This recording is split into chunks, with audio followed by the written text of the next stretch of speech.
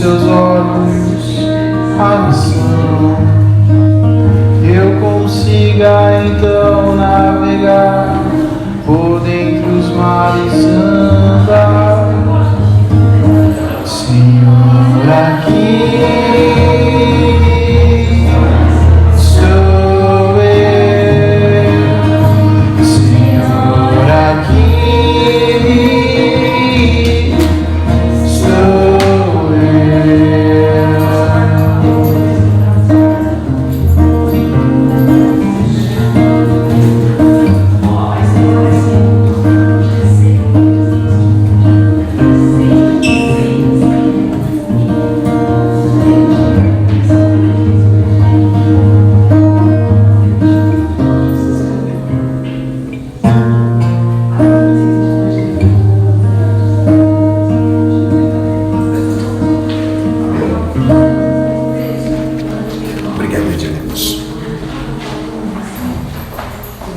Eu quero hoje compartilhar com você um texto da Palavra de Deus. Não costumo pregar sobre o Velho Testamento, mas hoje eu quero abrir uma exceção nas minhas reflexões aqui no Antigo Testamento. Vou pedir que você abra então para um texto muito conhecido de todos nós, que está em Levítico capítulo 10.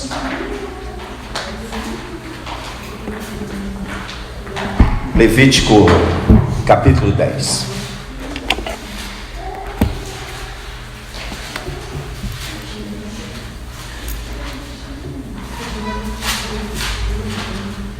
Para quem ainda não está familiarizado com as Escrituras, Levítico fica no Antigo Testamento, são os primeiros livros da Bíblia. Todos acharam? Levítico capítulo 10. E o texto que quero compartilhar está dito assim: Nadab e Abiú, filhos de Arão, tomaram cada um o seu incensário e puseram neles fogo. E sobre este incenso trouxeram um fogo estranho perante a face do Senhor, o que não lhes ordenara. Então saiu fogo diante do Senhor e os consumiu, e morreram perante o Senhor. Lerei de novo e vou pedir que você preste o máximo de atenção possível. Nadab e Abiú, filhos de Arão, tomaram cada um seu incensário e puseram neles fogo, e sobre este incenso e trouxeram fogo estranho perante a face do Senhor, que lhes ordenara. Então saiu fogo diante do Senhor e os consumiu, e morreram perante o Senhor. Que Deus então possa aplicar sua palavra lida em nossos corações. Eu nasci numa família batista, e não sei se vocês sabem, a maioria dos batistas, eles são fundamentalistas e são extremamente conservadores, e uma grande tendência da linha batista é ser calvinista. E dentro do calvinismo você tem várias linhas, e a linha da minha família é uma linha mais ou menos pendente para o radicalismo. E eu fui criado nesse contexto. Então, quando eu fui estudar no seminário, eu caí num seminário extremamente rigoroso e também com uma tendência não calvinista, mas uma tendência, devido aos professores americanos que eu tive, os professores tinham uma grande tendência para o arminianismo, e os alunos se dividiam na classe e assistiam vários debates violentos na classe em função dessas defesas. Vi professor bater porta, vi colegas meus levantar e colocar o dedo em riste no rosto do professor que defendia a sua linha, e eu ficava vendo toda aquela situação, e aquilo para mim era muito comum, porque eu nasci num lar batista, e os batistas gostam de discussões teológicas, não é? Especialmente desses pontos assim bem punks da Bíblia. E aos poucos eu fui desenvolvendo minha compreensão de Deus, e eu acho que cada geração ela corrige a visão que a geração anterior tem de Deus, não é? E na minha geração eu pude então fazer umas correções das visões que meus antecedentes ou os meus ancestrais tinham a respeito de Deus. E Deus é um ser muito interessante, porque o mundo se debruça, desde que o mundo é mundo, sobre a sua pessoa. Todos nós queremos estudar a Deus, queremos compreender a Deus, queremos entender a Deus, e isso não é um processo fácil, nunca foi fácil para nenhuma das gerações. Também lhes digo hoje que eu estava pensando essa semana, como nós chegaríamos ao pleno conhecimento de Deus, com toda a limitação que nós temos, limitações filosóficas, limitações teológicas. Como é que a gente poderia ter uma compreensão de Deus na sua essência e na sua perfeição? Eu fiquei pensando nisso essa semana, Keila, e descobri o seguinte, que é impossível para a raça humana chegar a um consenso sobre a personalidade e o caráter de Deus. E seria muito difícil para todos nós definirmos quem Deus é, e talvez muito impossível ainda compreendê-lo.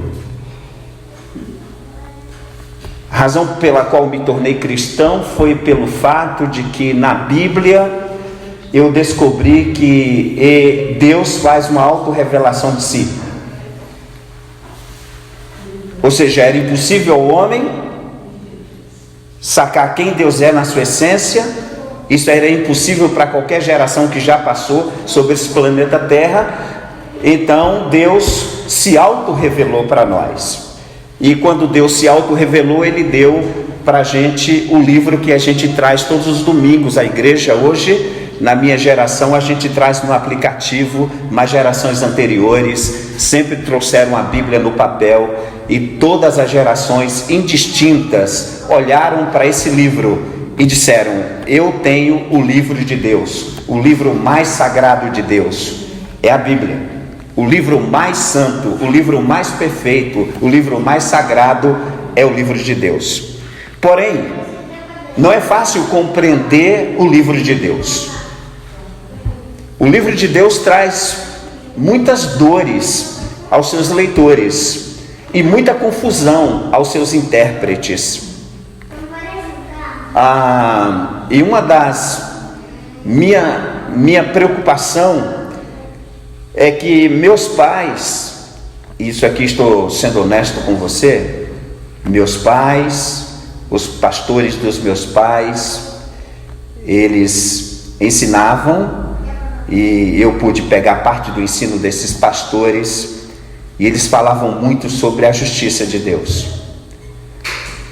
O que me levou à curiosidade de saber por quê. E quando você investiga o século XVIII, você vai descobrir que no século XVIII muitos pregadores se levantaram, pregadores que nós da igreja hoje veneramos como aqueles grandes homens de Deus, e não estou tirando o mérito, eles são realmente grandes, foram realmente grandes homens de Deus, trouxeram grandes mensagens, mas suas mensagens eram pautadas na justiça de Deus.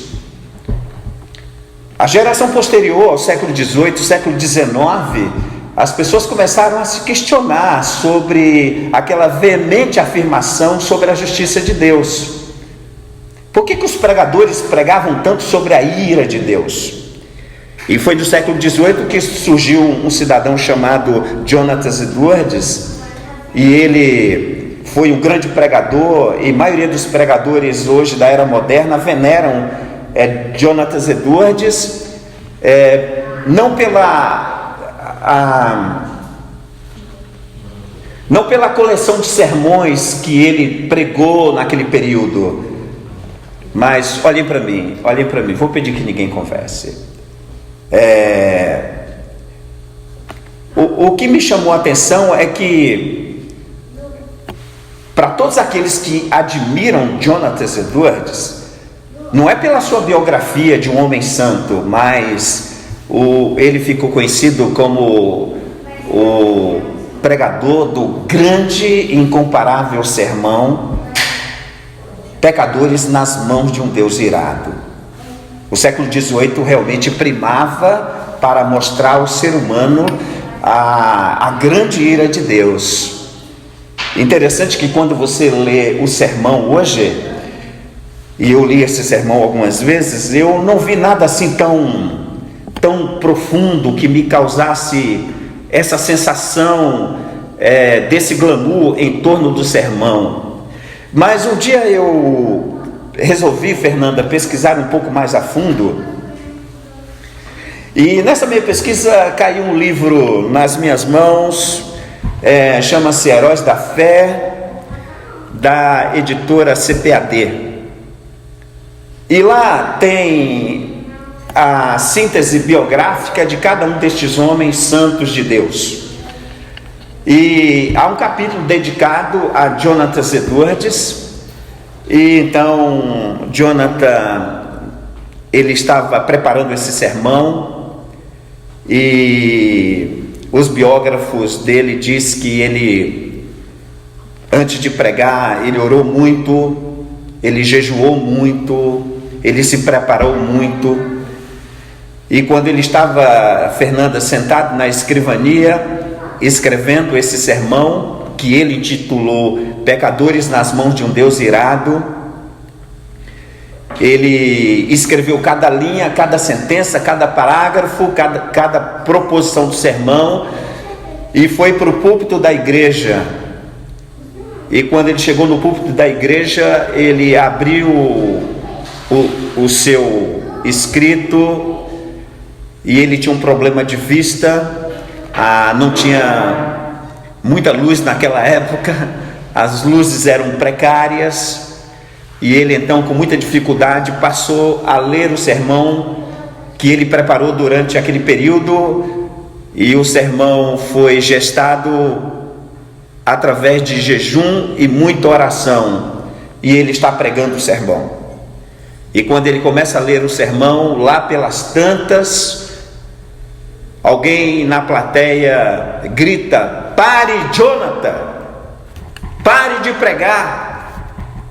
E quando ele olha para o seu auditório, para quem ele está lendo o sermão, ele percebe que as pessoas estão agarradas aos bancos da igreja, e todos em pânico, e todos agarrando violentamente. E aí foram descobrir que as pessoas tinham medo, durante a apresentação do sermão, de caírem vivos no inferno. Pensa sobre isso, o impacto profundo desse sermão, deste poderoso homem de Deus. E aí você percebe que, de fato, essa foi a tônica do século XVIII. Mas o século XIX, século XX, minha nobre Rosiane, olharam para o século XVIII e disseram o seguinte: nós precisamos fazer algumas correções. Nós não podemos pregar tanto sobre a ira, não podemos pregar tanto sobre essa ira santa de Deus.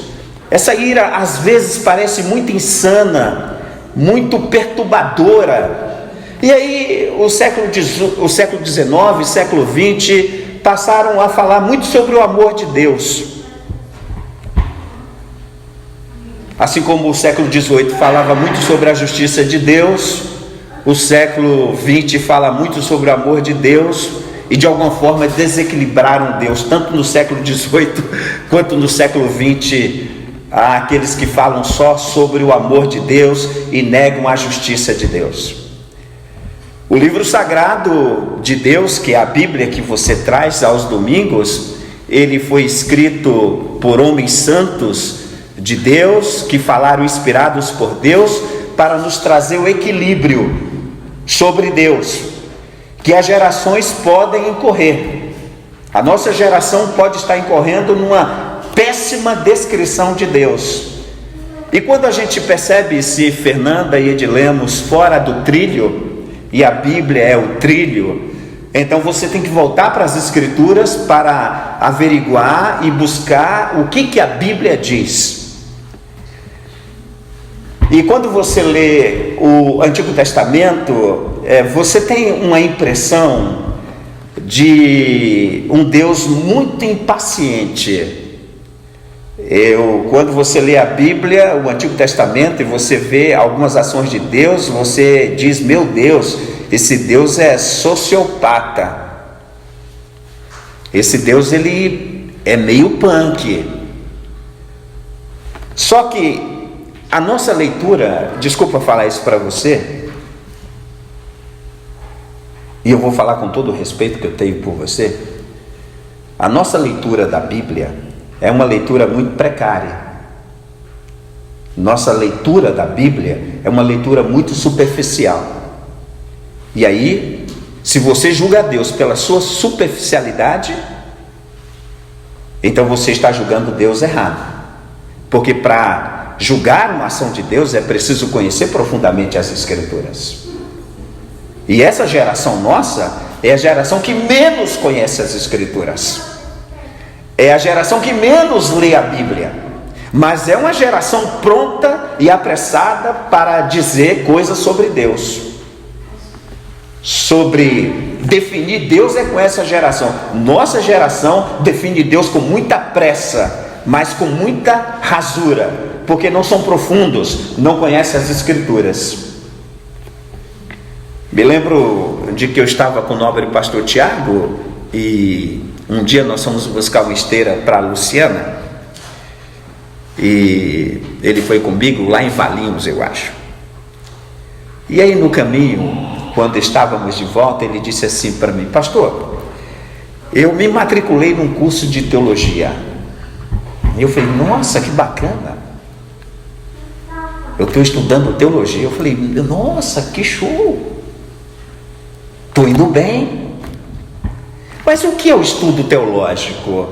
O estudo teológico é o estudo sobre Deus. Logia, estudo, tel, Deus.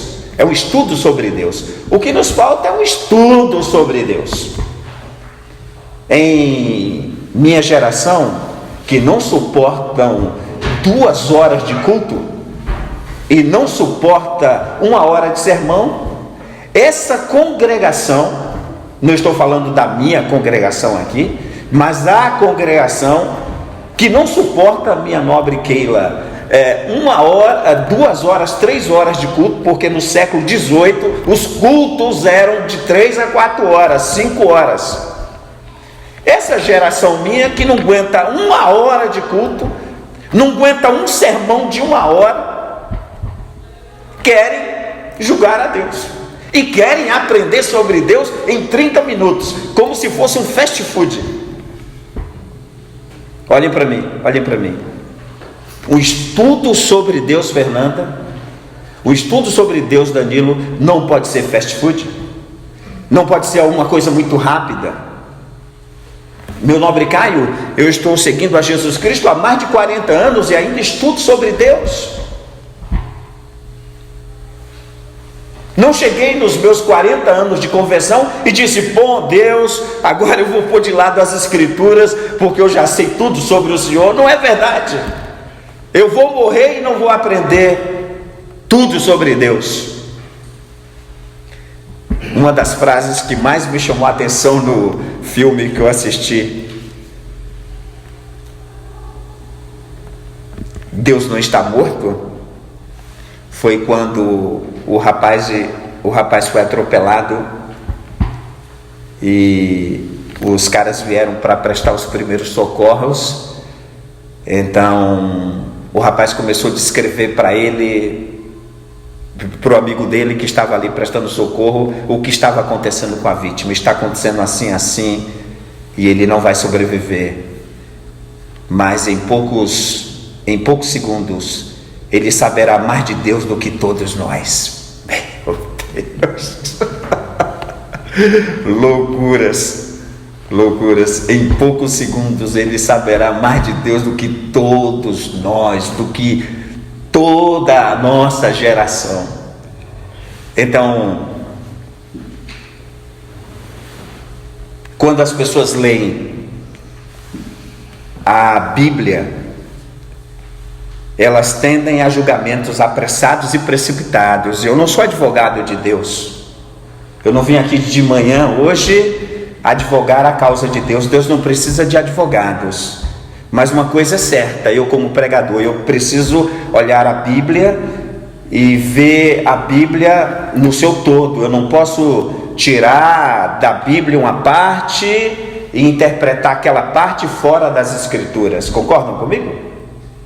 Ou seja, todo texto interpretado fora do seu contexto, Fernando, é pretexto, Gabi. E é por isso que nossa geração incorre muitos erros, porque extraímos textos do seu contexto e aí emitimos apressadamente a nossa opinião, e aí a nossa visão de Deus passa a ser uma visão eminentemente torta e desassociada de toda a realidade de quem Deus é. Eu posso falar isso para você com autoridade, e aí você me pergunta de onde vem essa autoridade? Bem, a minha autoridade vem do meu chamado, e a minha autoridade também vem da minha experiência com o Antigo Testamento, porque já confessei aos irmãos que eu sempre tive muita dificuldade com o Antigo Testamento. Mas eu quero te dar um conselho, nem deveria te dar esse conselho, mas vou te dar para te ajudar. Se você tiver qualquer dificuldade com as Escrituras, não é simplesmente pegando a Bíblia e colocando lá na tua prateleira e outro dia você fala assim, outra hora eu volto a esse assunto. Não. Se você está lendo a Bíblia e o texto não caiu bem, o texto foi indigesto e você não compreendeu, então você deve pesquisar, você deve buscar e deve orar e deve pedir ajuda a Deus. Deus, me ajude a interpretar esse gargalo aqui, essa dificuldade. Então na minha experiência do Antigo Testamento, eu sempre tive muita dificuldade com alguns textos, mas os textos do Antigo Testamento sempre me obrigaram a ler mais, a estudar mais, a pesquisar mais e não tirar conclusões apressadas. Por exemplo, há textos até hoje que eu não defini nada, não tenho nenhuma posição, porque ainda não os entendi. Aí você fala, pô cara, mas você tem 40 anos de cristão e ainda não entendeu, amigo. Eu podia estar hoje com 80 anos e te dizer a mesma coisa. Eu tenho hoje 80 anos e ainda não entendi, porque o livro é sobre Deus e Deus é infinito, e é muita presunção minha como ser finito tentar entender uma mente infinita. Vocês concordam comigo? Então, um dos textos que eu tinha muita dificuldade, meu nobre Edilemos, é o texto de Moisés. E aí você me pergunta, bem, o texto de Moisés conta a história dos judeus, a transição do Egito para a terra de Canaã, e conta também do encontro que Deus teve com eles ali no Monte Sinai e entregou para eles os oráculos, as revelações, sim ou não? E aí você vê que através do pastor Moisés, Deus vai fazendo um trabalho incrível, e Deus vai dando, Fernanda, direções para aquele povo que estava no Egito, em meio à escravidão, em meio à escuridão, em meio à alienação de Deus, porque eles estavam absolutamente alienados de Deus. E aí Moisés chega como o grande pastor e os conduz com a direção do Espírito Santo e a direção do próprio Yahvé. Mas acontece uma coisa muito interessante. Quando Deus diz para Moisés que ele precisa construir um tabernáculo, que é uma tenda itinerante, porque eles estavam em movimento, a tenda não podia ser de alvenaria, a tenda tinha que ser itinerante, tinha que ser de barracas, e Deus começa a dar as descrições. Depois que Deus deu todas as descrições para Moisés, Deus diz assim para Moisés: Moisés, Ô Caio, se não aprender nada comigo hoje, cara, aprenda isso. Deus disse assim: Moisés, cuida para fazer tudo conforme te mostrei. Ou seja, não há espaço para erros. Vou dizer de novo: Moisés, você viu o tabernáculo, cuide para fazer tudo como te mostrei e ordenei, porque não há espaço para erros milimétricos ou extravagantes. Só tem que observar. E aí Moisés começa a observar, e Moisés começa a produzir. O tabernáculo está pronto. E aí Deus também disse para Moisés: olha, Arão vai ser o nosso sacerdote. Então vou preparar as roupas para Arão. As roupas são especiais. Não foi Clodovil que fez a roupa de Arão. Não foi qualquer um desses londrinos. Não, quem fez a roupa do grande sacerdote foi o próprio Deus. Deus que deu o desenho. E ali foi feito milimetricamente. Depois que a roupa foi produzida, minha nobre Rebeca, havia algumas coisas que hoje eu quero falar para você. Havia mandamentos que Deus deu para o exercício do sacerdócio de Arão. Mandamentos claros. Vou dizer de novo, Sara, se não aprender nada com seu pai hoje, aprenda isso. Deus disse para Moisés: as roupas de Arão estão prontas, mas agora esse sacerdócio tem mandamentos. E instrua ele nos mandamentos. Os mandamentos devem ser obedecidos.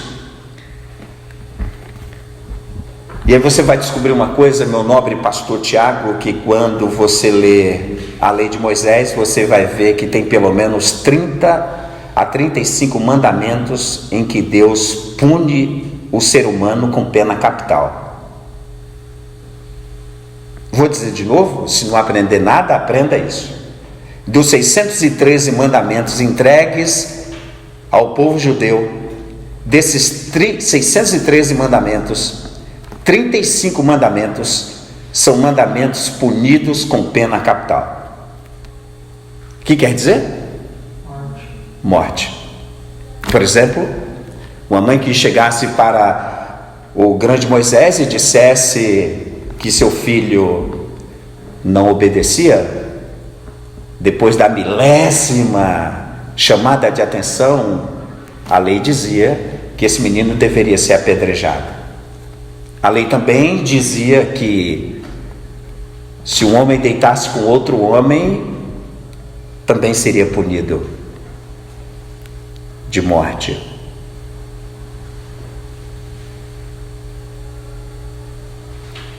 E aí você fica pensando: poxa vida, dos 613 mandamentos você tem pelo menos 33, 35 mandamentos que Deus pune com pena capital. Isso para aquele povo.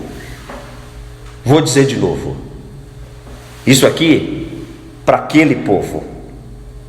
A lei foi dada para aquele povo. O que eu estou passando aqui com os irmãos é uma revista sobre uma história no passado. Mas o caráter de Deus, ele permanece.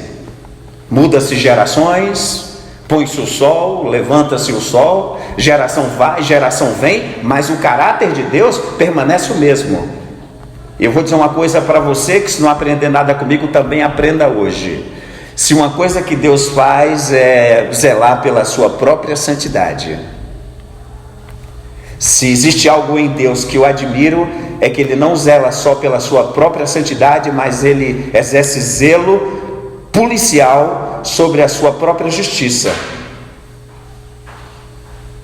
E aí, os filhos de Arão, para você entender, eles chegaram, que era o turno dos meninos, E o incenso no altar não podia faltar, e o fogo não poderia apagar, e eles eram responsáveis. E aí você fala para mim, e qual era o receituário do incenso? Quem que fez? Se você ler o contexto, você vai descobrir que Deus é que deu a receita daquele incenso. Para apresentar aquele incenso, eles precisariam ter todos aqueles componentes, não podia faltar um. Mas você sabe como é que é jovem, né? Jovem é outros papos. Jovem é outros 500, né? As crianças estão sempre brincando, brincadeira de jovem, brincadeira de adolescente. Adolescentes e jovens não levam a vida muito a sério. E talvez na Labiabiú, talvez não levaram muito a sério. Estão entendendo o que eu estou dizendo? Está entendendo, Gabi? Não levaram a sério. Pegaram lá qualquer coisa e falaram, não, vamos apresentar qualquer coisa aqui, coloca isso aqui, adiciona um pouco de ketchup aí, mostarda, e vamos oferecer lá para Deus. E aí o que aconteceu? Na hora que eles entraram para oferecer o incenso, o que o texto disse? Então saiu o fogo diante do Senhor e os consumiu. Puxa. Você pode ler de novo? Então saiu o fogo diante do Senhor e os consumiu. Agora eu quero que você se coloque no lugar de Arão. E você diz assim, Arão, pensa bem, Edilemos, você tem 2 filhos que foram educados no caminho do Senhor, que conhecem as leis do Senhor. E aí você instrui os meninos para se apresentar diante do Senhor, e os meninos se apresentam diante do Senhor de forma errada. Aqui Arão está nessa situação, e Deus mata os filhos dele. Arão chegou para Moisés e disse, pô Moisés, o que está acontecendo aí, cara? O que Deus fez? Alguém leia para mim o verso 3? Falou Moisés a Arão, isso que o Senhor disse, mostrarei a minha santidade naqueles que se cheguem a mim e serei glorificado diante de todo o povo. Porém Arão se calou. Arão estava avisado? Estava. Arão sabia? Sabia. Os filhos de Arão sabiam qual era a forma de proceder diante de Deus? Sabiam. Todavia foram negligentes. E aí Deus então interviu de forma radical, de forma justa, de forma santa. Vou dizer de novo. Deus então interviu de forma justa, santa e perfeita. Porque foi explicado. Só que isso é um acontecimento. As pessoas vão dizer assim para você, pô, especialmente os críticos da Bíblia, né? Ô Fernanda, eu vou dizer algo para você, nem deveria dizer hoje, para você e para Keila. O que não falta é críticos da Bíblia. Os críticos da Bíblia vão dizer assim, pô, mas vamos tentar falar isso de outra forma para o povo. Eles começam a atualizar a linguagem da Bíblia e começam a tirar aquela, por exemplo, Isaías vai dizer, só para você entender, em capítulo 6, ai de mim. Aí alguém vai dizer, não, esse ai de mim está muito pesado. Por que não coloca aí coitado de mim? Se você coloca o coitado de mim ao invés de ai de mim, então você tira o peso do texto.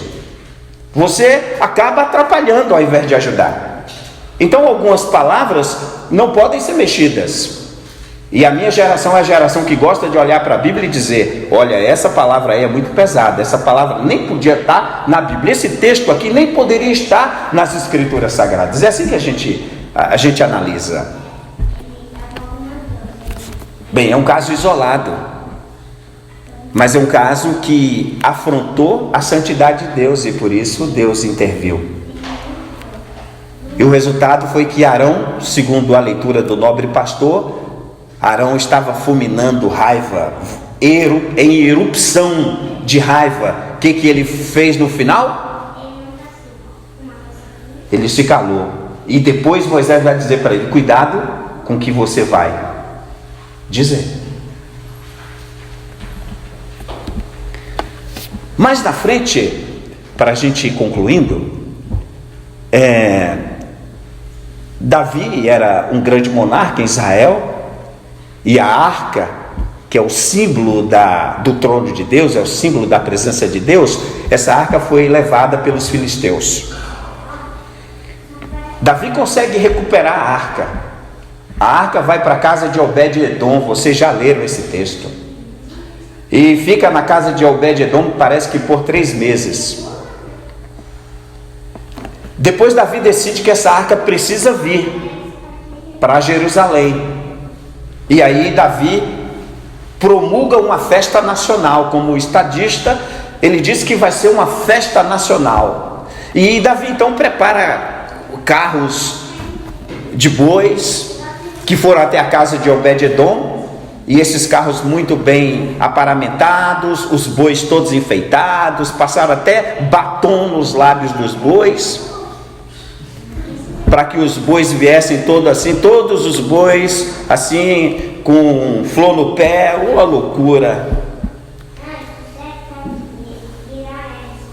E Davi traz, deixa vir a minha arca do Senhor. E aí a festa em Israel, e a arca vai vindo. E aí tem os coatitas, que são responsáveis pela condução da arca, porque são da tribo de Levi. E aí aí tá vindo os carros ali, já leram esse texto, hein? Esse texto é punk. E aí os bois tropeçam. A arca que está no carro ameaça de cair. O que faz o coatita usar? Como é que é? Ele, para evitar que o trono de Deus caísse, que é a arca, ele faz o quê? Como? Coloca a mão para evitar a queda. E o que acontece com usar? Como? Deus o feriu imediatamente. Mas Uzá só queria ajudar. Alguém que lê o texto diz assim: mas aí Deus está louco. O que? Uzá só quis ajudar, só dar uma força para que a arca não tombasse no chão. É o cuidado, é o zelo humano pela causa de Deus. Não. E aí, Deus foi intolerante com Uzá. Deus matou Uzá. Deus não tem sentimento. Eu já vi gente dizer para mim: eu não quero nem servir esse Deus. Se Deus é desse jeito, eu não quero nem saber dele. Eu fico pensando: cara, vai ler Bíblia, bicho. Vai ler Bíblia. Seu mal é que você não lê a Bíblia. Vai ler a Bíblia e você vai descobrir o seguinte. Olhem para mim, eu nem deveria falar isso, mas vou falar, viu, Rosiane, para te ajudar. A arca, quando foi configurada, Deus mandou colocar na arca argolas. Os varais deveriam atravessar as argolas, e a arca nunca poderia ser levada num carro de boi, mas sim seres humanos conduzindo a arca. Está aí. O erro foi de Uzá. Aí você vai me dizer: mas Uzá, ele agiu por emoção, agiu por instinto. Ele queria proteger a arca. Mas Deus não precisa de proteção. O que Deus julgou ali não foi a atitude de Uzá. Vou dizer para você, nem deveria dizer isso, mas vou dizer para te ajudar hoje. Hoje eu estou meio teológico aqui no sermão. Você sabe por que Deus matou Uzá? Não foi porque ele tinha boa intenção. Ele só queria proteger a arca.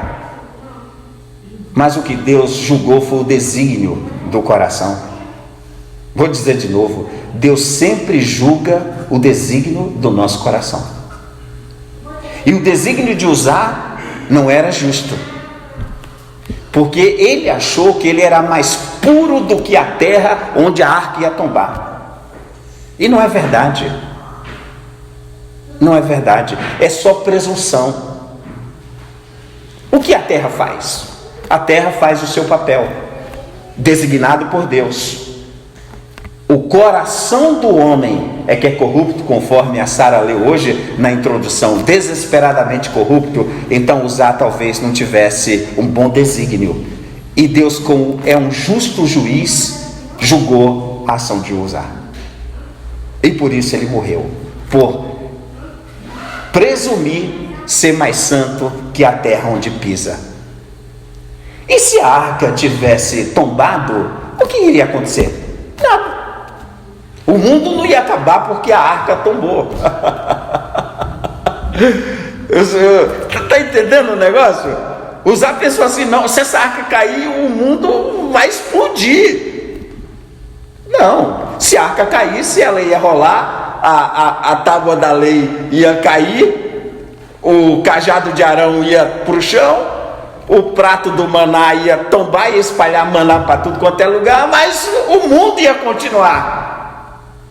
Era só ir lá catar os objetos, os designados para aquela tarefa, não podia ser qualquer pessoa, os designados para a tarefa, assim como qualquer um não pode ser pastor, assim como qualquer um não pode ser missionário, assim como qualquer um não pode exercer funções eclesiásticas na igreja. É simples, é só saber sua posição. E Uzá conhecia a sua posição? Conhecia, mas deixou. Era um dia de festa, um dia de muito judeu na rua, um dia de todo mundo olhar para aquela arca, e Uzá quis fazer uma boa ação e acabou se dando mal.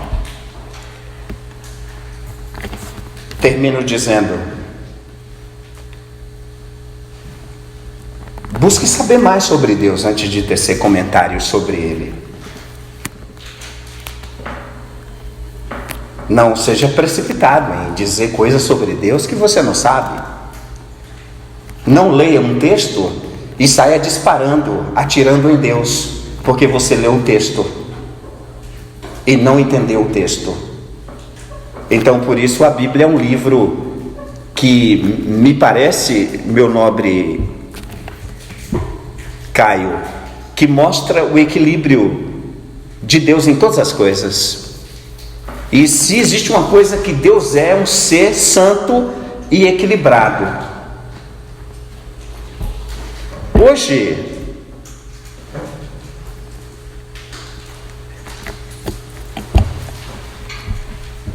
tem um pastor aqui fazendo muito sucesso nesse país agora, porque ele se tornou o profeta do caos. E esse pastor, ele denuncia o pecado de todo mundo. Ele virou o franco atirador do pecado dos outros. Então, por isso ele é chamado de profeta do caos. Ainda bem que eu não conheço, né? Porque ele poderia também jogar na rede social, e ele joga na rede social o pecado de todo mundo e dá nome aos bois. E ele virou um santo atirador de Deus. E aí ele conta, por exemplo, de pastores que, antes de pregar em Camboriú, saíram num prostíbulo e foram para o púlpito de Camboriú pregar. Pensa sobre isso. E tantas outras coisas, pastores em bebedeiras. Aí você fala: pô, mas alguma coisa está errada então. Se o pastor estava no motel e saiu do motel direto para o púlpito para pregar, como é que Deus tolera um negócio desse? É que esse cara está entendendo o negócio? Está entendendo o negócio? Falta o que, gente? Compromisso com a santidade de Deus, Compromisso com Deus. Deus não vai punir ninguém que não tenha compromisso com Ele. Está claro nas Escrituras. Deus não pune ninguém que não tenha compromisso com Ele. Por isso que Deus puniu Ananias e Safira. Vos disse isso numa célula passada. Era o grau de relacionamento que estava envolvido ali. Esses pastores não têm relacionamento. Por isso a coisa corre solta. Por isso Deus não é severo. E aí eu aprendi com a minha mãe uma coisa, e eu termino o meu sermão hoje, que são talvez o sermão do pepino, né? Eu aprendi meu nobre Danilo com a minha mãe. Minha mãe tinha umas tendências bem calvinistas, e eu as tenho também. Confesso que eu sou um calvinista, mas sou bem moderado. E minha mãe sempre fala assim, sempre dizia para mim: olha, você tem que tomar muito cuidado quando você for orar a Deus, e não peça para Deus fazer justiça. E eu disse: por quê? Porque nós não podemos nos apresentar diante de Deus exigindo justiça. E eu: por quê? Porque ela disse: é simples, a Bíblia diz que não há um justo sequer. Como é que um não justo pode pedir justiça? E se Deus lhe der a justiça, você não vai viver para ver a justiça. Loucuras, né? É uma analfabeta me dizendo isso, porque minha mãe não sabia ler e nem escrever, mas sabia mais de Deus do que eu sei. Mas eu disse: e o que a gente pede para Deus? Ao invés da justiça, peça misericórdia. Nunca peça justiça, mas peça que Ele tenha misericórdia. E todas as vezes que você pedir misericórdia, Ele sempre será misericordioso. Aí, Caio, me apaixonei pelo Deus da minha mãe.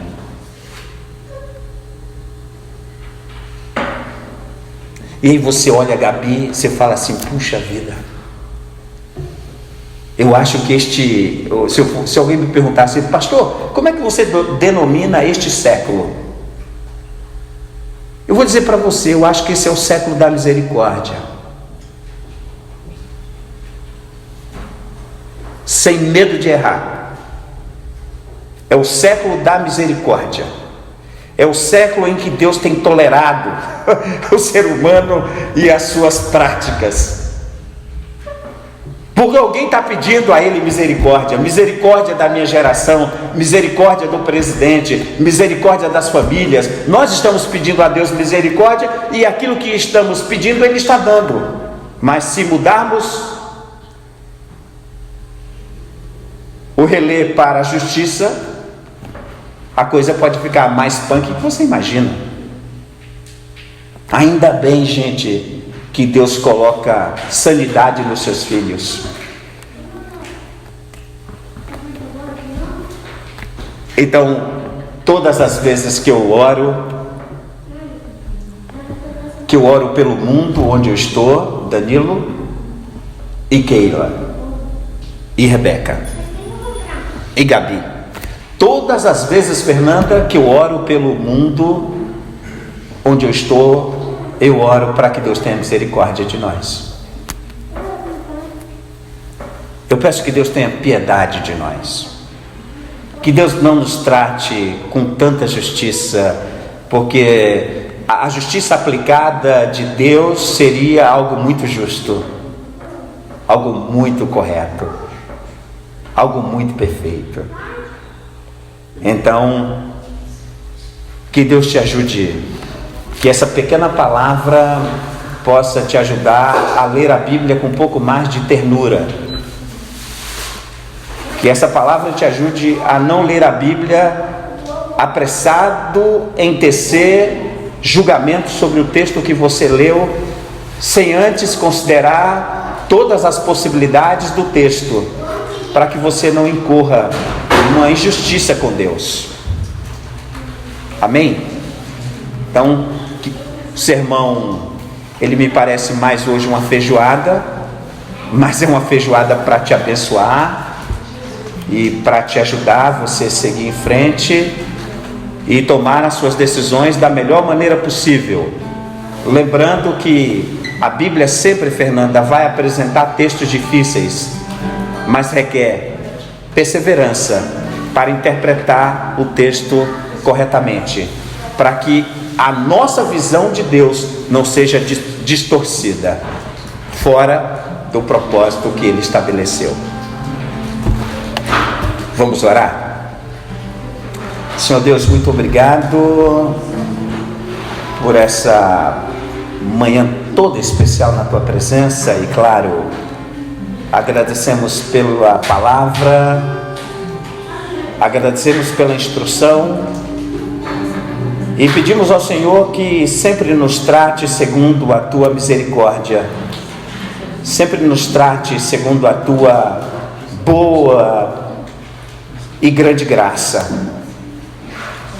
porque é justamente a graça que nos mantém de pé, é justamente a misericórdia que nos livra das punições severas de Deus. Muito obrigado, Senhor, pela Tua santa palavra, e que nós possamos seguir nosso caminhar lendo as Escrituras com espírito de santidade, com espírito de temor, com espírito de respeito pela Tua pessoa. É a nossa prece hoje. Eu peço também que o Senhor dê a todos nós um bom domingo na Tua presença, que o Senhor nos guarde e que o Senhor nos livre de todo mal. É a nossa prece hoje, em o nome de Jesus, o nosso Salvador. Amém.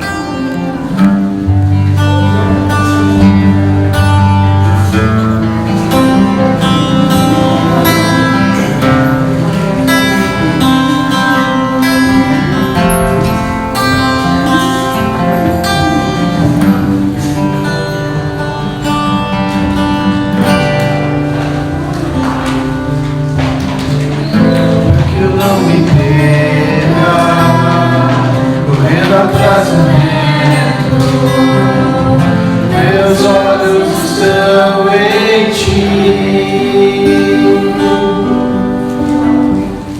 minha recompensa, meu porto seguro. Contigo eu quero caminhar. Eu não vou me acostumar a viver sem Teu aqui, meu maior amor. Pelas madrugadas a minha alma canta e chua saudades, Yeshua.